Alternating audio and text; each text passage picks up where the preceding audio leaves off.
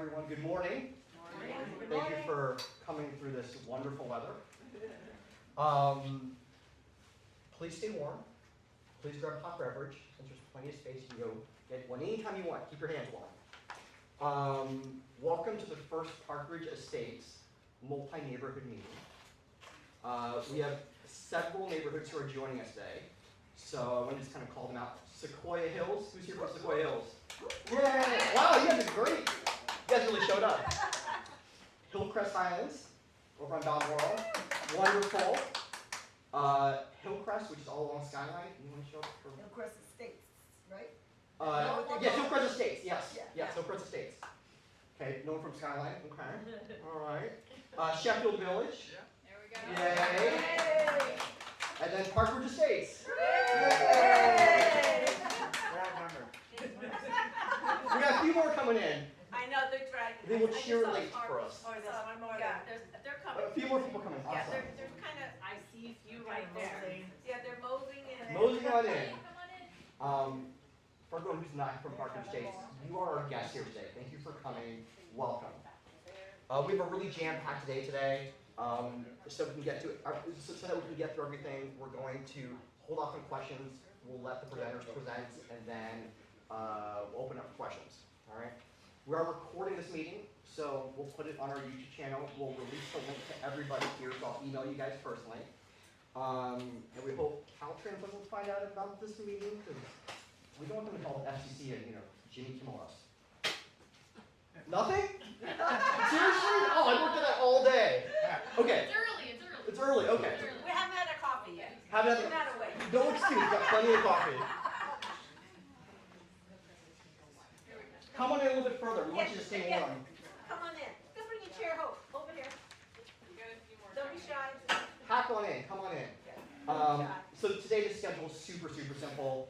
We have our esteemed speakers here from the 580 truck band. They'll talk about 30 to 40 minutes, and then we'll open it up for questions. If we wrap everything up by 11:30, I feel like I've succeeded. And then we'll stick around longer for questions beyond that. All right. So we have no big rigs 580. They are a collection of homeowners from a long 580. And here we have Susan Gallardo and Daniel Duggan. All right. Susan, starting off? Sure. Come on in. This is going to test my technical abilities here. Hi, Susan. I'm here with Donald. We're from the Crocker Highlands Trestle Glen neighborhood. We do have a homeowners association, the Lakeshore Homeowners Association. I think one of my former neighbors here, so thank you, Jim. So we wanted to talk to you today a little bit about the issue about big rigs on 580. And basically, we're going to kind of go through a couple things. We're going to talk about what the condition is there right now, a little bit about the history of the ban, what Caltrans is doing right now to kind of promote, I would say, maybe lifting that ban, and then just kind of follow up about, what people can do. We're not here to, fashion your opinion. But basically just wanted to kind of notify everybody about what's going on. So with that, I'm going to turn it over to you, Donald. Thank you. Yes, please, if you could go to the next slide. So, some people are aware, and anybody who drives on 580 is aware, but there is a truck ban that stretches from Grand Avenue to Foothill Boulevard, which is on the San Leandro-Oakland border. What that ban is that any truck heavier than 4.5 tons or 9,000 pounds is not allowed to travel on that section of the road. Buses are exempt, so heavy buses can go along there.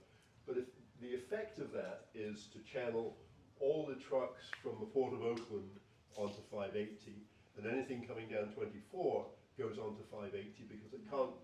880. Sorry, thank you. Onto 880. Thank you very much. Somebody's awake. And so it doesn't come down 13 because there's nowhere for the trucks to go. They can't get down here. So that's really why 13 is such a pleasant freeway to drive on. As soon as that truck ban is lifted, then trucks will start coming down 13 as well. And the other aspect is that the 580 and 13 have hills and curves, as you know. Bring your chair here. And hills and curves tend to create noise from the trucks as they accelerate up them, and more emissions of particulates from their exhaust. Let's just talk about truck restrictions in general in the Bay Area. This is the Caltrans District 4, we're in District 4.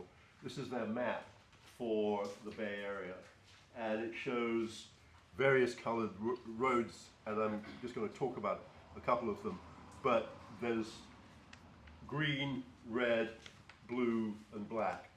In general, the green roads are governed by federal regulations where there are long trucks up to 80,000 pounds.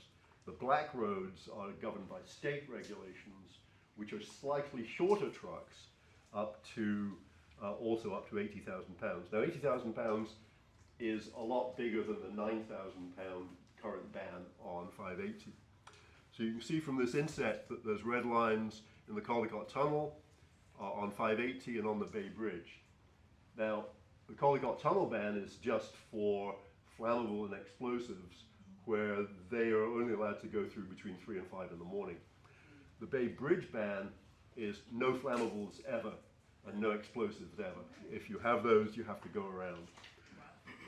And the 580 ban is for trucks all the time. It's the only true truck ban in the whole region. And because of that, the California Trucking Association, CTA, has been pushing to get that lifted so that they can run their trucks on any road in the Bay Area, basically, given the limited restrictions on others. And as we talk about this, you'll see that the Trucking Association, which is a group of haulage companies, basically the big haulage companies, they're really pushing for this, and they are the power behind this push to Caltrans to open it up. Okay, we talked about the green and the black areas. Federal is green, California is black. The only real difference is the overall length of the vehicle. California limits to 65 feet, and the federal organizations allow that to be unlimited effectively. You can have multiple trailers on the back of a truck. It's not clear.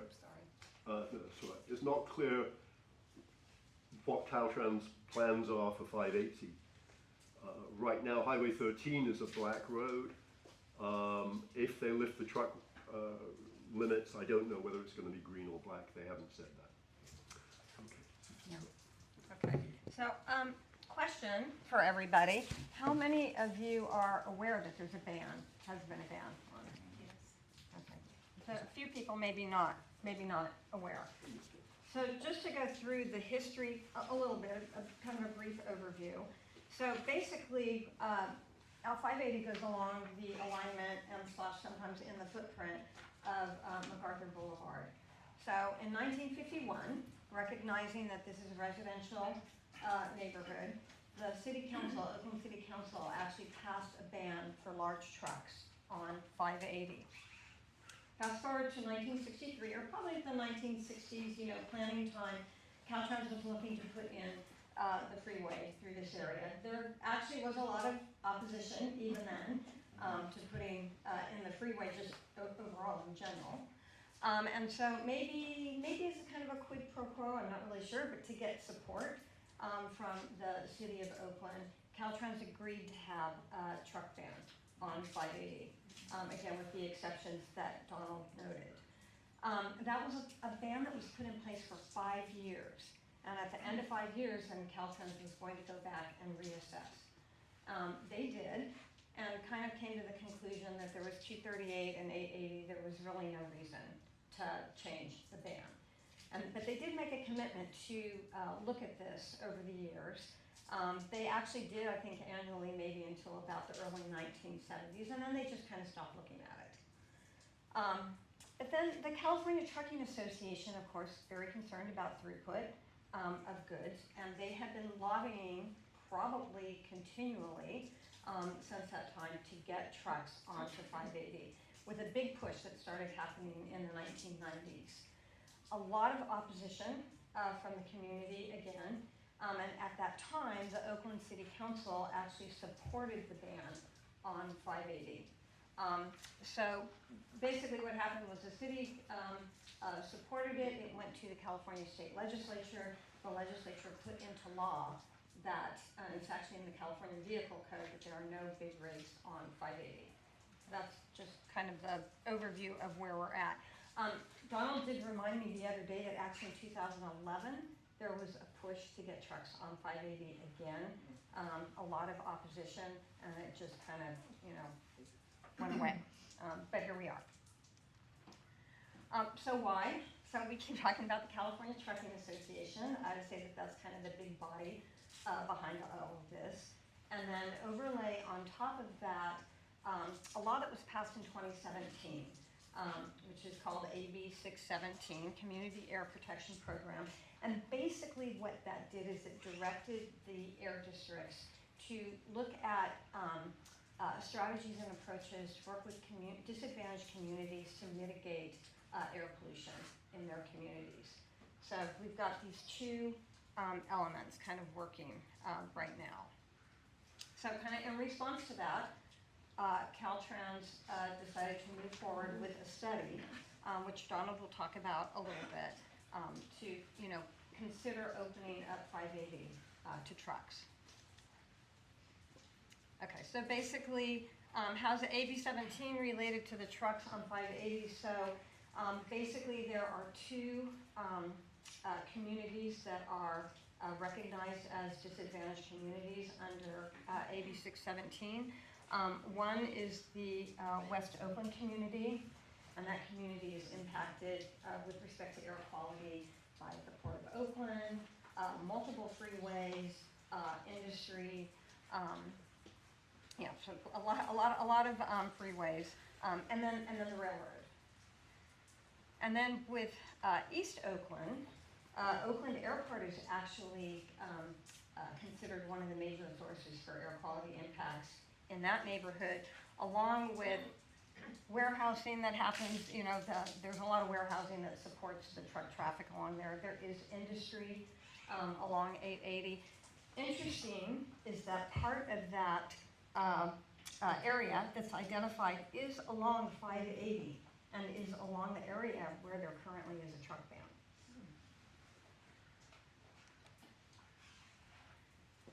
Okay, so where's my Donald? I can't remember. Anyway. I think it's still yours, yeah.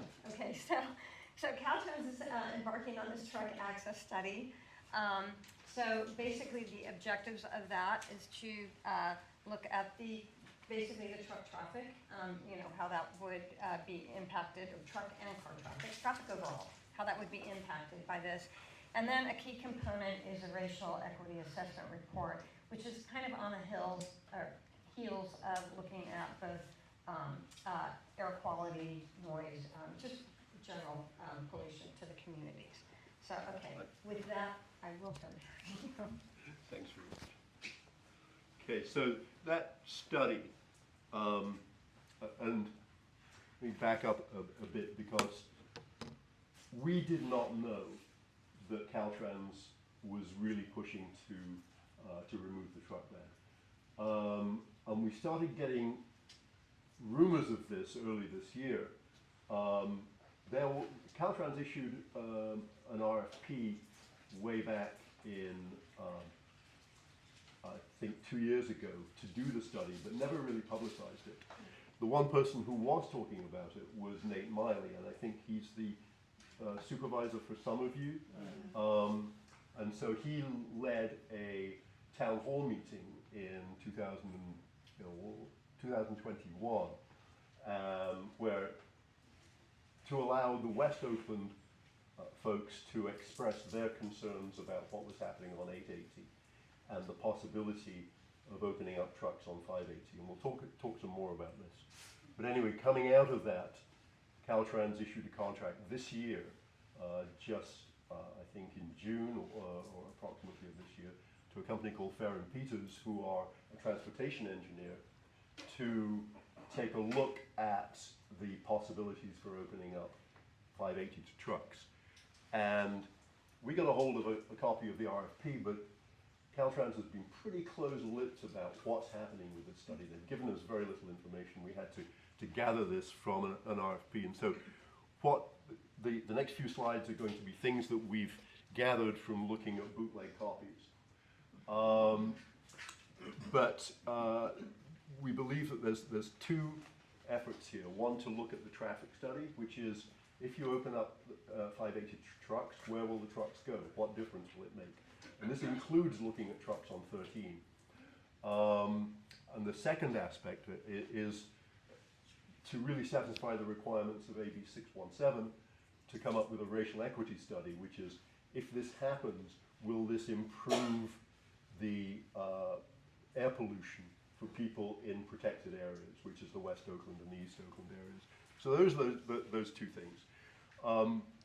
Whatever the study says, that will not lift the ban. The ban is in place. It's in the California Vehicle Code, and it's enforced by the Highway Patrol. So whatever happens here, it's not going to change. It has to go back to the legislature, but that may happen fairly quickly. Things that it doesn't do, this current study. It doesn't look at the fact that there are hills and curves on 580 and 13.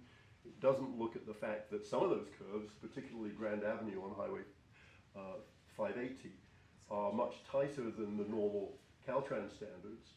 And those of you who've driven along 580, you've seen on the barrier, the people have bounced off the barrier lots of times.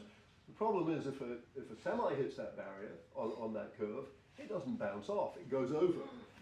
And that causes a major accident. So none of that is being considered by this study. It's not looking at effects of trucks parked on side streets, or in fact trucks using cutoff to go between one freeway and the other. So we're a bit worried about the scope of this study. This is a Bay Area Air Quality Management District slide from the Nate Miley town hall. This is good news in a way, in that it shows that in the county, Alameda County, the truck emissions have dropped dramatically since 2010, which is here, down to 2025.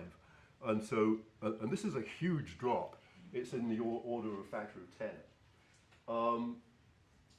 What Caltrans is saying is that they want to lift the truck ban to reduce the air pollution in West Oakland. But this has reduced the air pollution from trucks by an enormous amount, but they're not really talking about that. And so what we think is happening is that the CTA, the California Trucking Association, is driving this, and they're just using the air pollution argument as a smokescreen to try and open up. So, and that's my view, but I tend to be a cynic when it comes to these things, especially with big government. The study also doesn't look at options to reduce air pollution in general. It's not looking at using electric trucks as as drayage, which is taking goods from the port to the warehouses, typically a 50-mile stretch. They're not looking at other forms of noise control or pollution, such as more vegetation along 880. And they're not looking at the different aspects of Highway 580 that should be looked at. There are more hospitals and more schools along 580 than there are along 880. And that's a real issue. So we are a bit worried about this study. I'm going to talk about other things that Caltrans is doing. One is they have just published a study on the 580 corridor, which is the all the way from Oakland or the Bay Bridge out to Interstate 5 in the valley. They're looking at traffic flows. And they came up with a number of recommendations, including closing some off-ramps along 580, notably Grand Avenue and Fruitvale, because of safety issues. and also possibly putting a dedicated bus lane along 580. The problem is that the left hand and the right hand aren't talking to each other. We've got one group within Caltrans saying we need to do all these things to upgrade 580 and make it safer, and another one saying we're going to bring big trucks along which will make it less safe. So there's strange things going on within Caltrans. This is just a slide from the overall 580 corridor study, which shows where the accidents are, and you'll see that they are concentrated in the area that's currently closed to trucks, and then out here in the valley. So again, will putting trucks make it increase the number of accidents, or will it make people slow down and have less accidents? We don't know, but it's not. The point is that they're not really integrating these two studies together. There's the left hand and the right hand. I'm going to hand over to Susan here because she's going to give a much more balanced view of the situation. Not balanced, maybe, but maybe just to kind of summarize all that information that Donald just gave you. So, I mean, you know, the pros of lifting the ban, I mean, obviously the throughput for the trucks, it's, you know, economically is something that, you know, less transit time. So it kind of helps the economics of the issue. And, you know, we've got here less than a source of air quality degradation to 880, perhaps. I mean, we don't know, but, you know, going back to an earlier slide, remember that there are a lot of contributors to air quality issues in the 280, 617 study areas. So, you know, the incremental change, you know, is maybe optics, but possibly might be helpful. You know, obviously, we think that there would be a lot of disturbance along the 580 corridor, regardless of mitigation measures. You know, we're in a hilly area, and sound walls will not be effective for the noise pollution aspect of this. The improvements that Donald spoke about, one of them is on the books for Caltrans is to do seismic upgrade of the Fruitvale overpass. That hasn't been done after all these years. And so, you know, if you're going to put trucks on 580, when are these improvements going to occur? Is it safe to have the trucks on there? Again, safety concerns of residences, schools. I think about the off-ramp, also used for the Oakland Zoo for like Bishop O'Dowd High School, for instance. We've got a bunch of, you know, 16, 17, 18-year-olds in cars coming on and off the freeway there. Safety issue. And again, I think this is kind of one of my bugaboos is about the air quality degradation. So what we're doing potentially, if trucks come on to 580, is we're just broadening the footprint of potential air quality issues instead of addressing what the emission source is, which is from the trucks. And you know, the Air District has, I think, you know, put in place some kind of requirements and timeline to actually electrify trucks or do something with emission controls. But you know, if trucks go on 580 now, we're just increasing the area over which the degradation could occur. So I want to move forward to the study timeline. So this actually is a slide with a few notes that we put on it, but a slide that came directly from Caltrans. They presented kind of the status of their study to the Air District earlier this month. And so basically you can see that the traffic study portion that Caltrans is doing is already well underway and actually getting near completion. And then what the traffic analysis will feed into is looking at the air quality, which is something that the Air District is going to be modeling.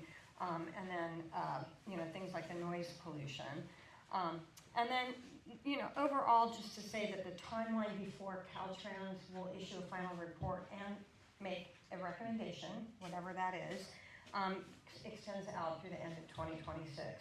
So it kind of feels like there's time, but there's not a lot of time if you have an opinion about this. And I wanted to point out two important elements on this slide.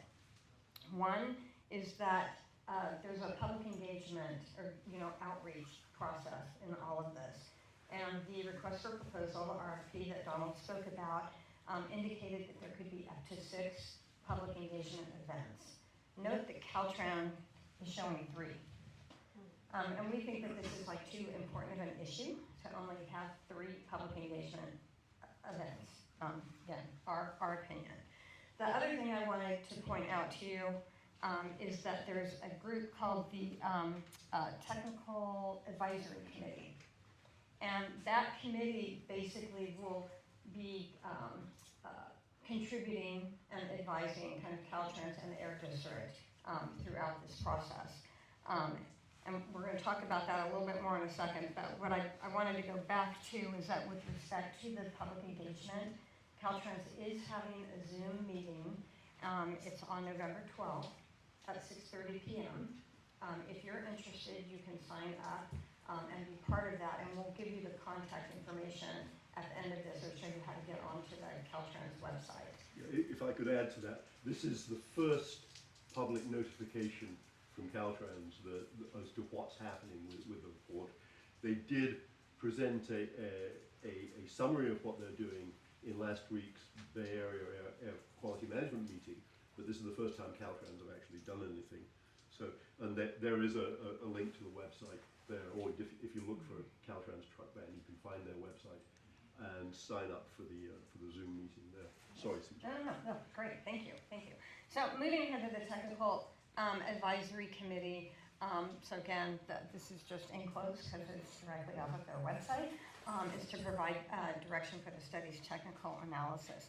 And it's made up of, the county and city groups or cities that potentially could be impacted by this, industry groups, and community members.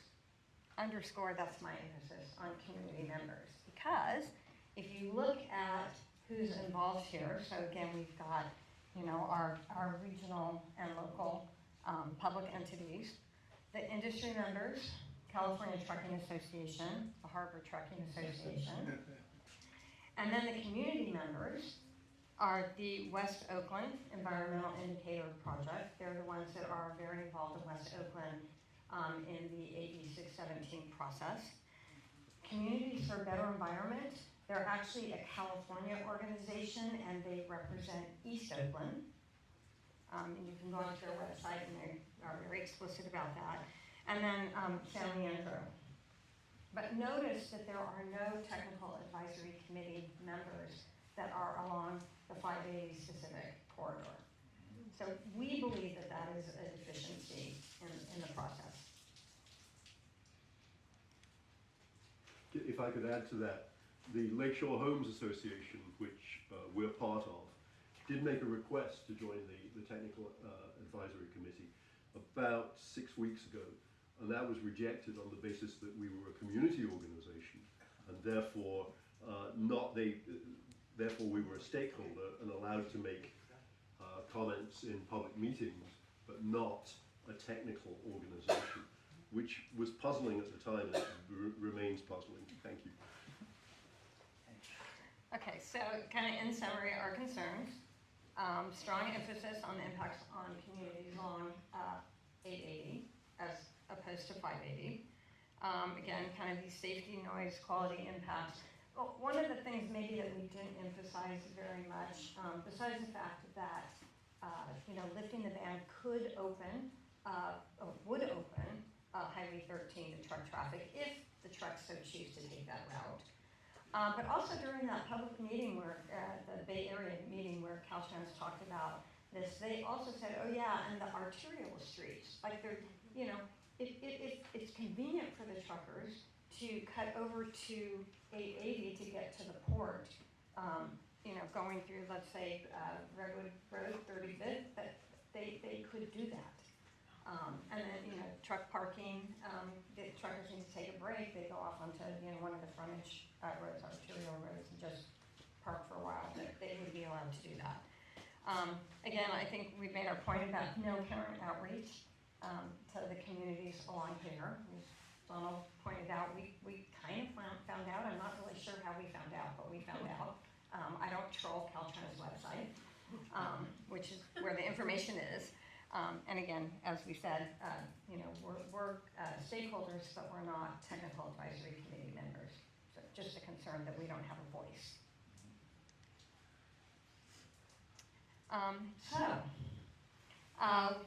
We're putting together a no big rigs on 580 organization. Right now, we're just a loose band of individuals who are interested in all of this.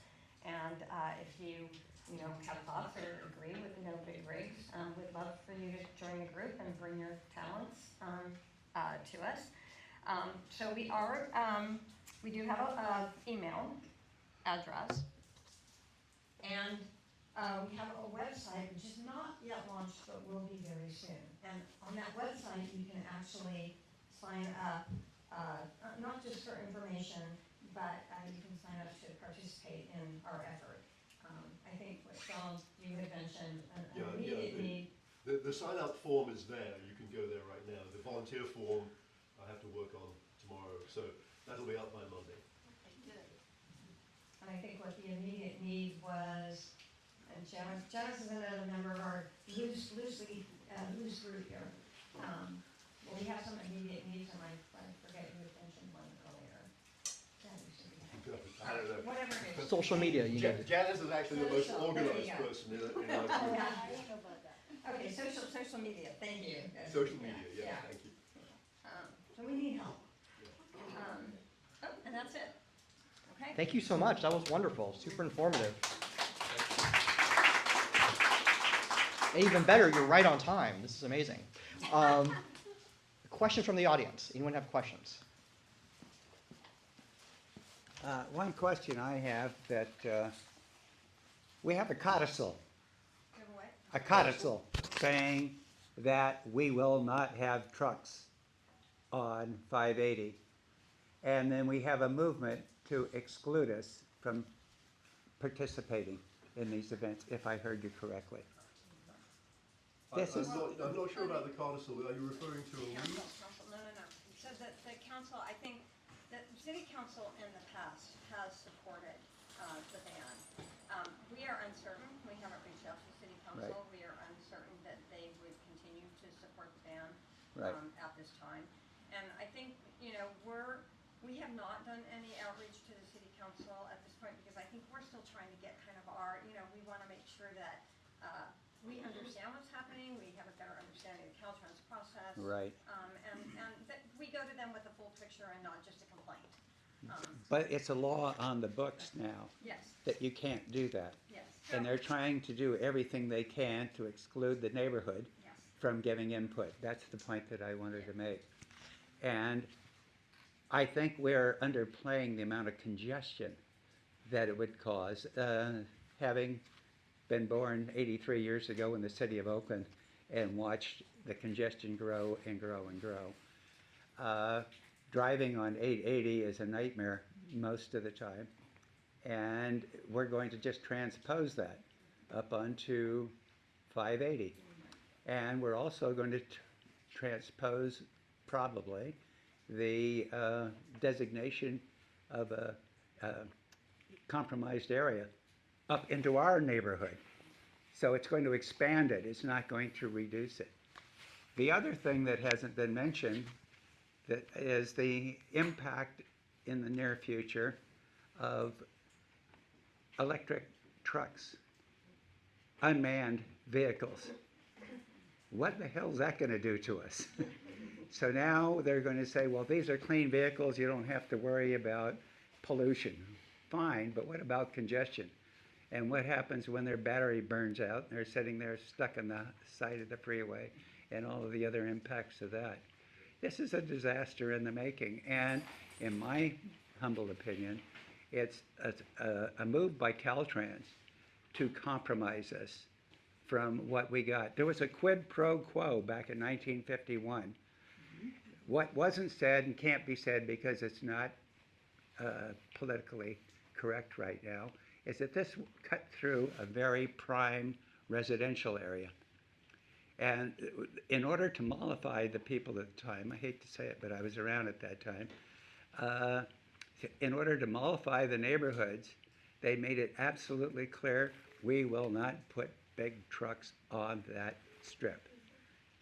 And now they're turning around.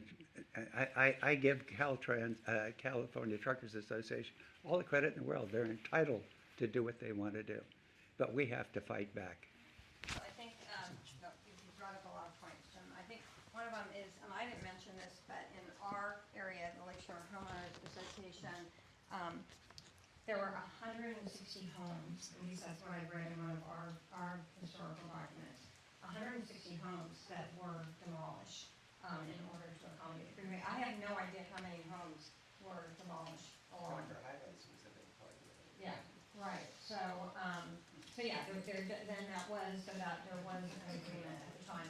The other thing I didn't mention is actually on one of the slides, is that, so again, there's all these studies that are, constantly being done, it's actually pretty impressive, but again, right hand, left hand. Apparently on the 880, 238, 580 corridor, now keep in mind this is the entire corridor, so along key segments of that, the California Freight Mobility Plan, authored by Caltrans, indicates that there are somewhere between 15,000 and 37,000 trucks per day along that entire corridor. Now, obviously that's not just 238, 880 in that area, but it's pretty impressive. So I think to your point also about the congestion, even just take 1,500 to 3,700 trucks per day and put half of them on 580. That's a lot of trucks on the road. So, and thanks for your comment. Next question. I think I can. I got it. Carol, hold on. Is this Big Rigs Association, is this gonna be considered a technical organization so that there's input into what Caltrans is doing? I don't know. I mean, we would like to broaden our coalition as much as possible. Whether or not we would be accepted with a broader coalition onto the advisory committee, I think is unknown. But I think we can still make a lot of noise about this. Any other questions? Okay, let me go back there. Okay. So, I can't remember exactly what you said, but you said something as it relates to, it would go to legislation, legislators. Yeah, you go back to the legislature. Yeah, Oh. this study, well, sorry, go ahead with your No, question. no, go ahead. Yeah, I expect what will happen is that this study will conclude that opening 580 to trucks will reduce air pollution in the West Oakland area. Not by very much, but it will conclude that. And that, Caltrans will then take that report, an independent report, take it back to legislation and say, we'd like you to lift the truck ban because it helps this underserved community. And I suspect that unless we raise different opinions and make it clear, I expect that the legislature will pass that and they will allow trucks to run. So yes, I don't know, but anyway, continue with your question. No, that's what I wanted clarity on. So, that's troublesome. Yeah. So if it just goes back, let me say this. West Oakland, certainly has been a neglected community. So I want to be clear, about that. But it's not like we need to make this area, also. So I think there's certainly more thought that needs to be in it. But I also want to say, if in fact it goes to legislation or legislators, then we ought to be talking to our representatives at this particular point in time. Yes. And the other thing I'm really wondering, have you all or anybody been talking to city council now, because we have a whole new administration, whole new council, to find out their thoughts, ahead of time before we get into this. And then lastly, we keep talking about city of Oakland. What about the city council of San Leandro? Those are mine. Thank you so much. Any other questions? I also also want to make it clear, at least my personal opinion, don't want to continue air quality or other issues in our other communities. We are not neighborhood against neighborhood. I don't think any of us want that. I think what we want, and what I was trying to point out when I talked about sources, we want to clean up, the areas in our community that are impacted. And we don't want to spread the issue around to here. Next question? Yeah, I'm just kind of highlighting what you mentioned, is that the autonomous trucks really worry me. Because now you can have trucks that can go all the time. They don't need that human stop. And the capacity of that can really increase fast. And today where we're going is everything is online, order, order, order. So let's get it here faster, faster, faster. That brings me back to this technical team. And I'm wondering, and I think you asked this too, I'm wondering, what you're saying is we don't know what the requirements of the technical team, how do you join them? Like what qualifies you for them to say, yes, you are a team? And with that, how about the idea of getting data from the autonomous trucks that we know Elon is working on and has been working on for some time? And what that will do is there data there that is technical data that we can become a part of that, kind of trying to find the loophole of fitting into this technical puzzle so that we can have a say. I don't know, I'm just thinking out loud, and I'm also concerned, and thank you for doing what you're doing. Yeah, and I think, maybe these are questions to bring up at the November 12th meeting. I think whoever can join it, that would be really great. One of the things that I didn't mention is that, so as part of these like 86, 17 communities, the communities are required to put together, with the Air District, participation in a community action plan. And West Oakland is actually, they're right on top of it, and they developed theirs in 2019. And one of the strategies that they listed in that community action plan was to shift and to kind of balance truck traffic. So we didn't mention 580, but that's kind of implied. My point being is that with respect to the technical advisory committee, I think we're already 5-6 years behind. This has been in the making for some time, and Caltrans did specifically say during the Air District meeting on October 15th that their impetus for this study was the West Oakland Community Action Plan. East Oakland is only just putting their community action plan together, which reportedly will be published on November 3rd. So coming up. But I suspect that it will have the same strategy listed in it, although again, interestingly, their community invests right up to 580. So. Any other questions? We'll start this way and we'll kind of work our way back this way. So it sounds like the group is just getting organized, but I'm wondering, there's been a lot of discussion, and it sounds like you've had trouble getting to the information. Have you tried Public Records Act on the RFP and some of it's just tactical to get full information? I mean, I think we all want a better Oakland for all of our neighbors and neighborhoods, right? So that's first and foremost to any argument. And so it's about the safest and most cost-effective way to get our emissions reductions and get people moving and goods moving around the city. And I'm wondering if the RFP, adequately targets that. I mean, those seem to me to be the arguments that that have some impact for all of us globally, right? Yeah. First of all, the Public Information Act, great idea, and we have not used that. I don't believe nobody's tried to get information out of Caltrans on that basis. So what that means is, although we have the RFP from a couple of years ago, we don't actually have the contract that was awarded to Fair and Peers, nor do we have the scope of work that was part of that. So we don't know exactly what they're doing, but Susan put up a slide from the air quality management presentation where it shows the study timeline, and that really lines up with the RFP, so I think we can assume that. But you're right, I think that we could and probably should use the Public Information Act to try and figure out how much lobbying is going on for this, especially from the CTA. Because armed with that information, I think we could do a lot with it. Thank you.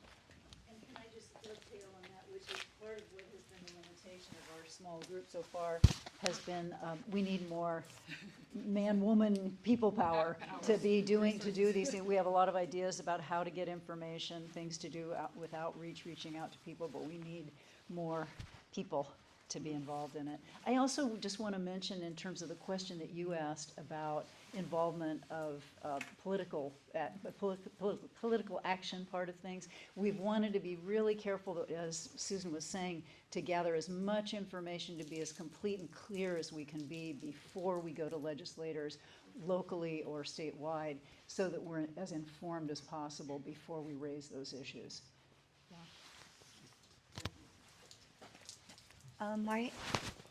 This is in reference to the Technical Advisory Committee, and that we were, the 580 communities along the 580 corridors were not included. And I'm just kind of curious if Caltrans had considered the developments of Oak Note neighborhood. I mean, that construction is going fast and furious.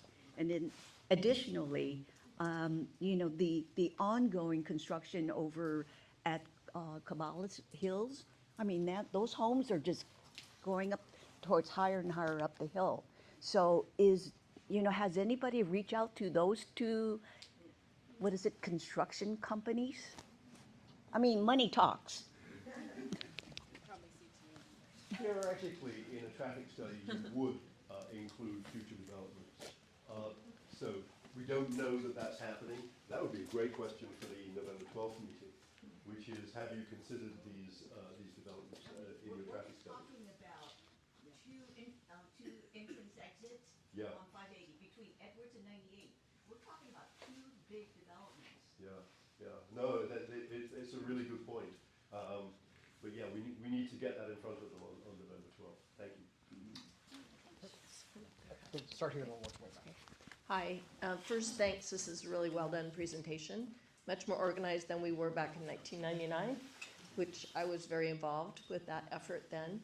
And one thing that made a huge difference is we had a group meeting and it was on 3 days' notice. It was so large, they had to put speakers out in the parking lot between San Leandro and Oakland residents. And in the village, we got 400 signatures in 3 days on a petition, which helped. And when Ellen Corbett, our assembly person at the time, saw that, she's like, whoa, okay. So she stepped right in to represent us and be our fighter. So I think one thing that would be probably helpful is who in the political arena that has clout, who can we get to be our political representative? Yeah, champion, that's the better word. Because that made a big difference. If Ellen hadn't done that, I don't know that we would have got that passed in 2000. Any comments? No? Oh, you can go there. Okay, thank you. This was a great presentation, thank you. I have one question for clarity. The Trucking Association and the other group, their fundamental reasoning for wanting to open up 580 is what? You know what I'm saying? Because when you bring that traffic over here, is it to equalize the trucks on both freeways? It takes a truck much longer to get to 238 because of all the curves. We have traffic like you wouldn't believe, just like 880.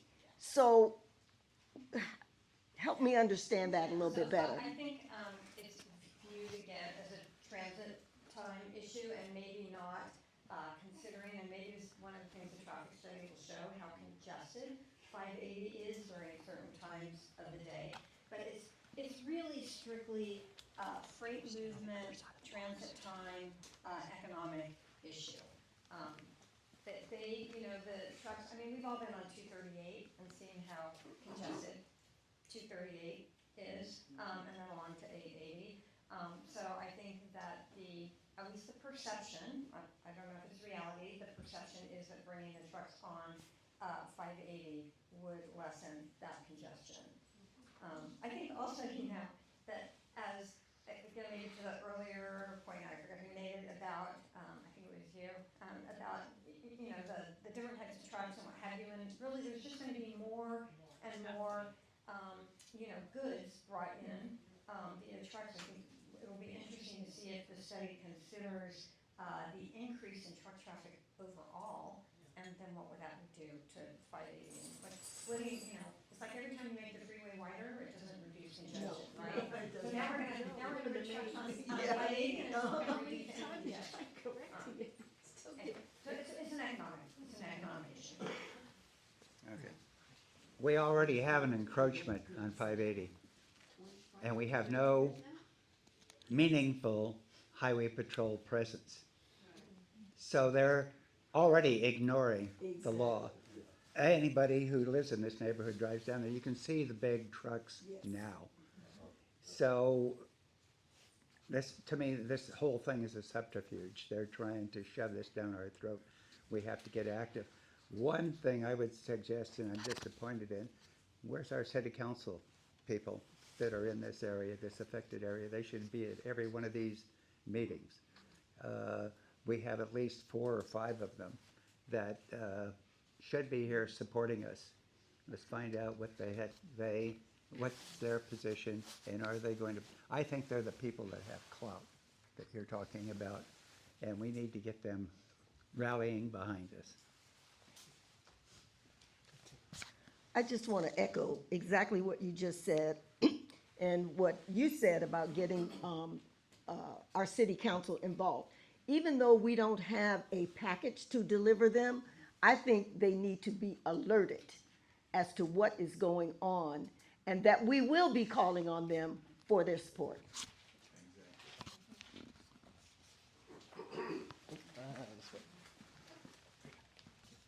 I just wanted to say that when we had the issue to get security in our neighborhood, we had a big meeting with all of the people. The mayor was there. Bonta was there. He wasn't the attorney general at the time, but we met at the church down the street. And why can't we do that again? Get all of the city people here, including in that meeting, it was with the police chief. All of the big people in Oakland went to that meeting because we said we need help. So why can't we do that again? Thank you. Thank you. Any other questions? Yep. I'll just be real brief. I drove a semi for UPS for 25 years, and to let you know, I'm sorry, I drove a semi for UPS for 25 years, and we were always in the training told to always obey any type of rule that banned a vehicle, a semi, from a particular road. 580, I actually worked out of Oakland and Richmond. 580 was always a banned highway for us, but it was also a highway that was a shortcut. You could make time, and a lot of the private contractors that I see now as being retired, those are the ones typically on that road. And the reason being is they want to get to where they're going as quick as possible because they're on a time frame. They're not being paid by the hour, okay? What I see, if you don't tackle this thoroughly, quickly, efficiently, is you're gonna get not only a lot of trucks, that'll be the first thing, a lot of traffic, there's gonna be a lot of fallout, as in garbage. When you're speaking about trucks pulling over, they're gonna cut through everything they can to make time. There will be a lot of women of the night, if you want to call that.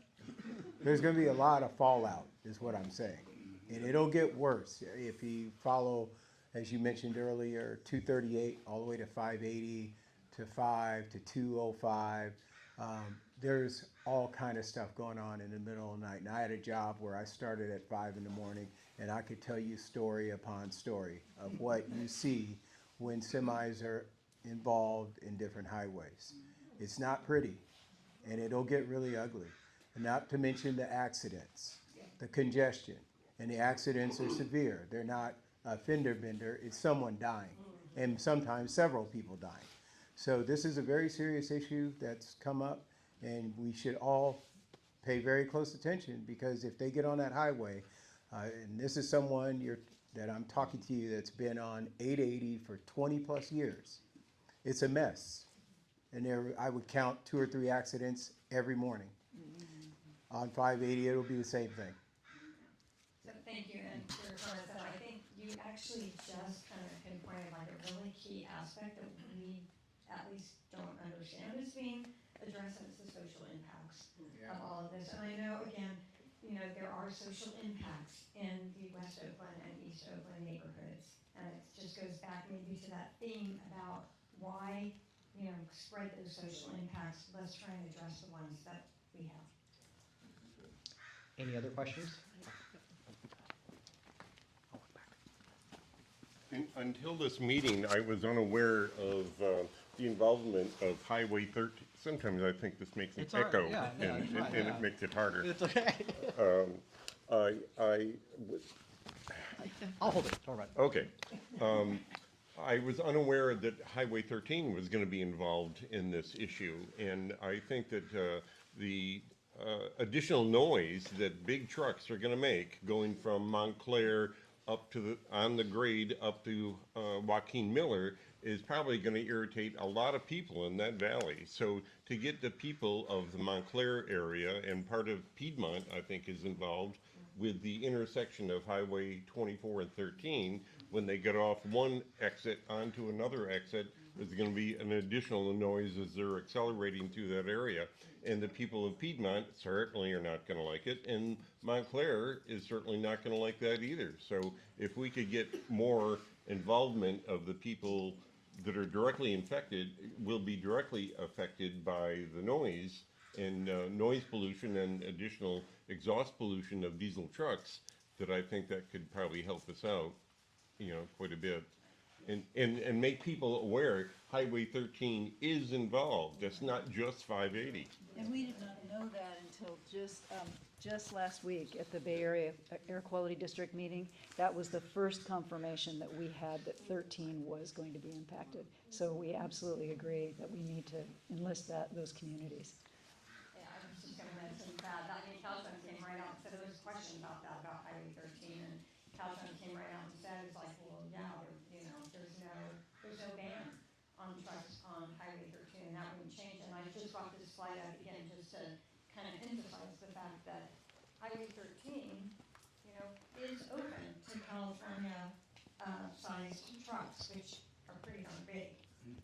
So yeah, there's no reason that it wouldn't be. I'm speaking out of school here, because I haven't talked to our group about it, but, one of my thoughts is we go to the farmer's market.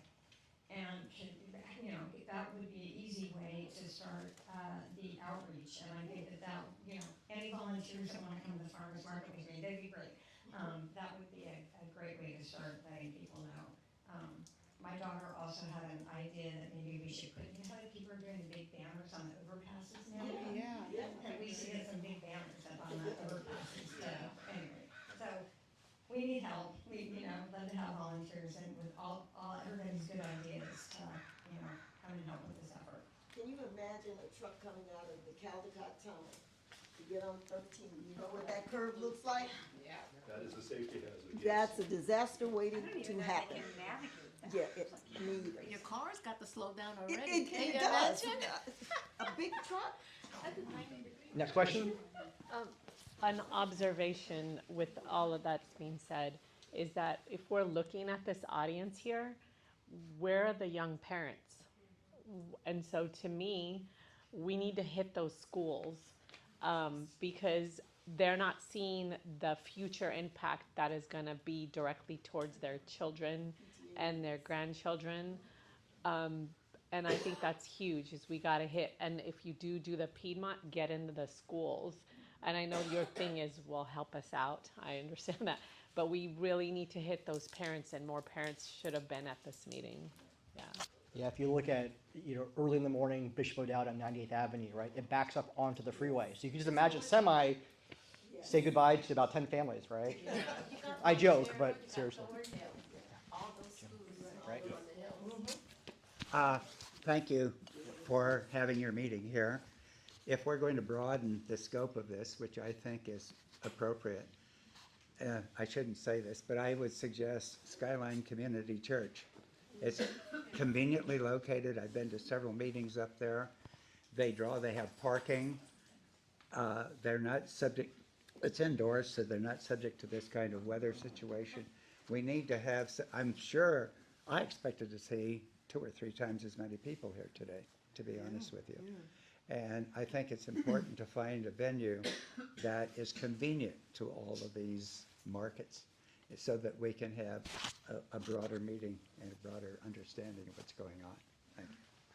Well, also just wanted to thank you all, because actually you're our guinea pigs. You're our first outreach here, so this has actually been really helpful. And again, we'd love to have participation and help with outreach for sure. And Jen, to your point, what we try to do here at Parkridge Estates is just knock on your neighbor's door. There's always a few people that you're really close to. Try to get them to come. If you get 1 or 2 more people to come, and everyone does that, you have a whole neighborhood of people coming. So, just I'll start here and I'll work away. No, okay. Oh, I'm right here. okay. That's the church I was talking about. The Skyline. yeah, Skyline. And so why not today? Somehow, let's start a meeting there. Let's get it scheduled so we can do it. We got to do it now, not wait till next week or next month. So we should be getting our feet moving.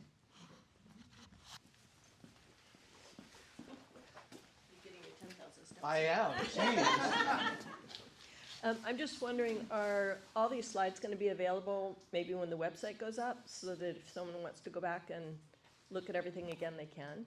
And then is there going to become ultimately a distribution list that when information needs to go out, you can just flash it out to everybody? So, yes, we can make the slides available, maybe we'll post them on our website or something. We do have a separate sign-up sheet if people would like to sign up now, and we can certainly put them on the distribution list. Additionally, once did we put up our website? I think we did. Once the website is live, you can go into that portal, and as Donald mentioned, there's, we're accepting email addresses and such for information, so we can put out information. And again, kind of sorry to keep beating the drum, but any volunteerism that we can get through that would also be helpful. We're going to make life really easy for you guys. So if you RSVP'd through our RSVP link, I will pass your email address information to them, and then they'll reach out to you. If you have not RSVP'd, there's a sign-up sheet in the back. We are, if everything went according to plan, we are filming this, so this will go on to our Parkridge Estates YouTube channel. We will send you guys a link to that. We also have a photo album on Parkridge Estates where we will put up all the slides from this meeting on that photo album as well, just to at least fill in any gaps before you guys have your website up. So, all right. I'll start here and I'll work back. Okay, so the website is going to be launched pretty soon, and then the sign up for the volunteer will be on the website to us to fill, and that's where we can do that. And Okay. meanwhile, we do have email addresses, so if you see this and you just want to send us an email before the website's launched, Oh, yes, okay. presumably next week, but. I'm afraid that's that just in case. you'll be overwhelmed with, that's the reason. Yeah. Yeah, we will be overwhelmed. We're hoping. But No, I'm talking about the email, it's a little hard to organize. I think the form would be a little bit better than. yeah, the form is a lot easier to manage because then it just goes into the database. Yeah, that's why I'm kind of thinking maybe keep it to the form, that way you guys can manage. Yeah. So for the volunteering thing and the outreach, like getting it to the people, because I know the parents don't come because they got soccer practice and things like that, right? The timing for them, but to get to their schools and stuff, if you had maybe like the slides and a bullet point handout and a QR code, take people to the websites so that people can go and look at it more later. Because, one piece of paper, but with bullet points and a QR code, that would be good. And we could be passing that out at Safeway, at school PTA meetings, farmers markets, places, things like that, soccer. And one of our members is working on that sheet, and I think we might have it next week. Yeah, I think not have a set of sheets, okay, but maybe a bullet point of maybe 1 or 2 sheets, that's it. Because when your people are walking through, If you try to hand out multiple pages, trust me, just one page, and yeah, bullet point, and then emphasize that what this is, because we have a short, okay, number one, this is the first kickoff, right? Am I understanding that? So you gotta remember is that this affects quite a few thousand people and whatnot. And because Caltrans have kept it hidden, and you guys were able to discover what's going on, we're just starting, and I think that once we get more bodies in, we get a little bit more organized, we have a better plan, and then we can start, I hate to say it, organize it and start dispersing. I call pilots out, like voting. You know how you put out and do the same strategy. As far as the council people coming in, the way I see it, to get their interest, get those signatures, petitions. You get the signatures and then send it to the councilman, then they know that we're very serious about this. The neighborhood people are very serious about this. Thank you, Mary. Something we've learned here is it's unfortunately, but it's all about marketing, right? So the Yep. better you can market the issue, the more you're going to win. It's kind of as simple as that. Any other questions? Wow, no more questions after all those questions? We did have a few pre-prepared questions too, just in case. So shall we go through a few of those? Is there a drop dead date for any or no changes, or is there any kind of like really specific dates that we need to have? I'm not aware, I don't think any of us are aware of specific drop dead dates, but again, according to the timeline, the process will be completed by the end of next year. So if there is a recommendation to go ahead and lift the ban, that will go to the state legislature from Caltrans. So I don't know how long that legislative process would be. More opportunity to protest. Yeah. I'm just going, historically, you have said that because the city council was so strongly against, lifting the ban, they had the clout to basically kept it in place, okay? So the key right now, it sounds to me, is to get the city council to support this again. That would be, to effectively I keep think it. that, city of Oakland, obviously most impacted city. Yeah, because I'm thinking of, if we get those petitions signed and everything, and get to our councilmen to show that we are serious about this, then that's the way to go at this point. That's my opinion. Since 580 was not built for trucks, who's going to pay to maintain all the freeways? Is that Caltrans and the state of California? Yes, it is Caltrans' responsibility Come on, closer. it is Caltrans' responsibility to maintain the freeway, and it will result in extra cost for Caltrans, yes. Gotcha. Okay. If Caltrans gets what it wants, when will big trucks be rolling on the freeway? It sounds like there isn't a set date. Yeah, and Okay. my guess again, if it goes to the legislature agrees, Yep. next day, Okay. trucks on the road. Is there an environmental impact report required to lift the truck ban? Interesting question. I don't know the answer. I've actually tried to do a little research on that. So, the seemingly an environmental impact report would be required. And the reports that Caltrans is putting together would probably serve as a basis for that. I don't know if there are potential exemptions Okay. related to this. And one of the reasons why I'm thinking about that is because this is an interstate. It was, presumably developed and labeled as an interstate. So in a way, it's not a change of use, except that we all know it is a change of use. So I don't know. Okay. In regards to Highway 13, we talked about how it, that it can affect Highway 13. Are we talking about actually trucks on Highway 13? Yeah. Yeah, okay. Because Okay. that doesn't have a ban right now. Ah, The okay. thing to keep me from not going is because 580 has the ban. Yeah, okay. Once 580 opens, they'll be using it. And other issues may be just kind of collateral. Let's say trucks don't necessarily go on Highway 13, but now we've got all these trucks on 580. So where do you think all the traffic's gonna go? Because people don't wanna be on 580 with all the trucks, and now they're gonna go onto all the surface streets, and we're going to Highway 13. They're gonna take, I've seen it, okay, I've seen trucks go on, and they're not supposed to be, I've seen it. Right. On 13, I've seen them once or twice. Yeah. I've Well, seen I it. mean, some trucks do have to go on 13 for a short stint to get to like Safeway and. But I'm just saying, no, they're not the safety delivery trucks, trust me. I really wanna take a picture and send it to Karen, I said, I'm letting it go. Actually, I've done that, just about trucks on 580. I saw a big rig on I-580 at one point in time go right past the highway patrollers. And I wrote a letter to the highway patrol, and I said, you may not agree with the ban, but you need to enforce it. Anyway, I just felt like that was the one little thing I could do. In regards to the November 12th meeting, how do we sign up for that meeting?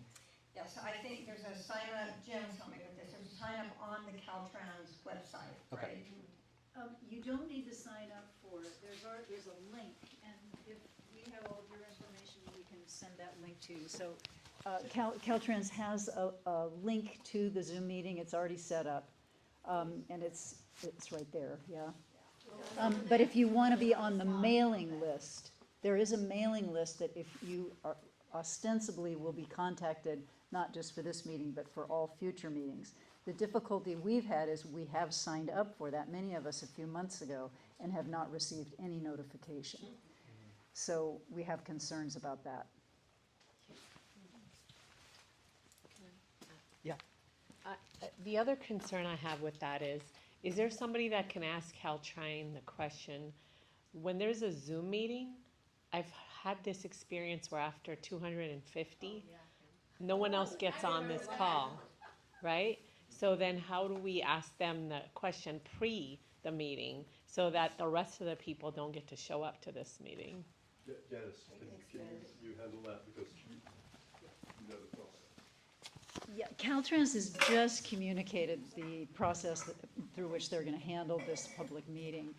You can submit your questions in advance, and they will be answered either in the chat, or if it's a short answer, or in the context of the meeting.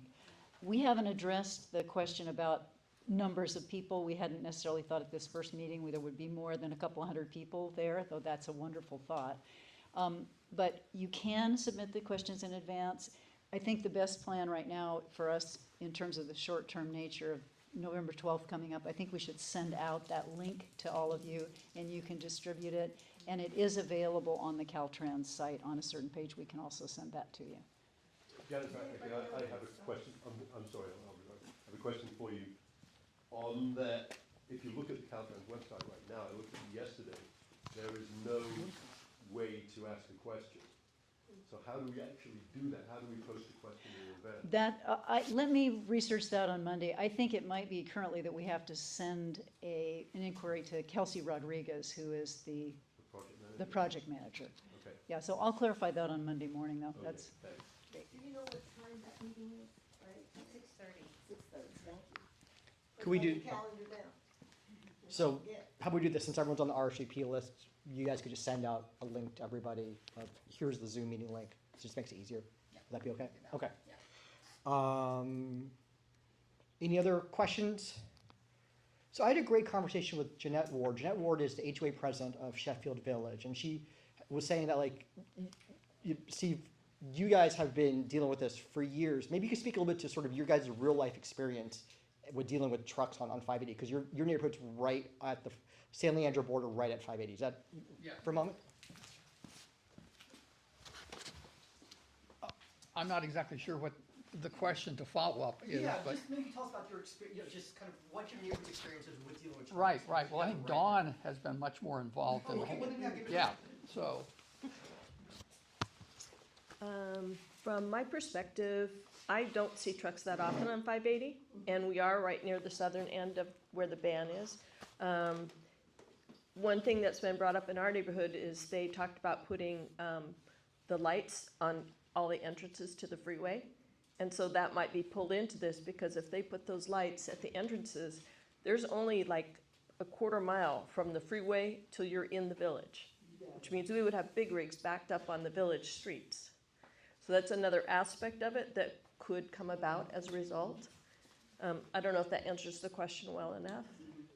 More or less. Close, okay. Another thing too, though, that we did in 2000 with Ellen's help, myself and one other villager at 2 different occasions, we went and testified before the Senate. So I can give some tips on that because it was a really intimidating experience. And the senators, if you get 5 minutes, and if they want to take the floor from you and keep it, they do. And they did that to me after about 45 seconds. So it takes a strong speaker and a lot of planning to do a better job than I did. Luckily, the second person that went did a better job because I could say, watch out. So, Well, you must have done a great job because it was effective. well, it was a group effort. When I talked with Jeanette yesterday, she was like, oh, Yeah. you know, that you guys deal with this kind of every year, that this topic comes up every year. Can you talk about that at all? I or- can't say that I've heard about it every year. Okay. Jeanette may know stuff I don't know. Okay. She's got her finger on the pulse more than I Gotcha. do these days. Okay, thank you. Any other questions, comments, jokes, complaints? I have Yes, yes, please do. Okay, what I noticed about the slide that had all of the organizations on it is that there were two community organizations in Oakland, the West Oakland Association and the East Oakland Association, that are very strong and very much into equity, and that is really their thing. I was at that meeting with Nate Miley, earlier this year, and what he said is he doesn't want to spread the pollution, the problem to another part of the city. But I think it's very important for our neighborhoods to get together and try to get on this, on the technical advisory committee somehow to counteract, these other neighborhoods, what they're doing, because they're going to have a lot of influence, both with the city council, the current city council, and probably with the legislature. That's my fear, I guess. I'm going to bring up, just to show you one thing, this just made me think about it. When we talk about equity, I had this extra slide here that was just getting down into the weeds too much, so I took it out, but I left it. And so it's kind of interesting, and it still goes back to this issue about the right hand and the left hand, and who's talking to who and what's going on. If these shaded areas in here, the Metropolitan Transportation Commission actually calls these equity priority communities, and it's based on like income, language, I forget what all the factors are. But it's really important, perhaps, that we also get our neighbors that are on the west side of the corridor engaged in this also, because, maybe to the point about we do have these AB 617 areas that have been identified as, underserved communities. We actually kind of have that issue along the 580 corridor also, so we also need to get them involved. But to your point of getting on the, thank you. To your point of getting on the technical advisory committee, that boat has sailed. It's gone. We cannot get on that, no. And we, as I said, the Lakeshore Homes tried and were rejected, and that's it. So unfortunately, that's the case. But that is one of our arguments, that this is a flawed study.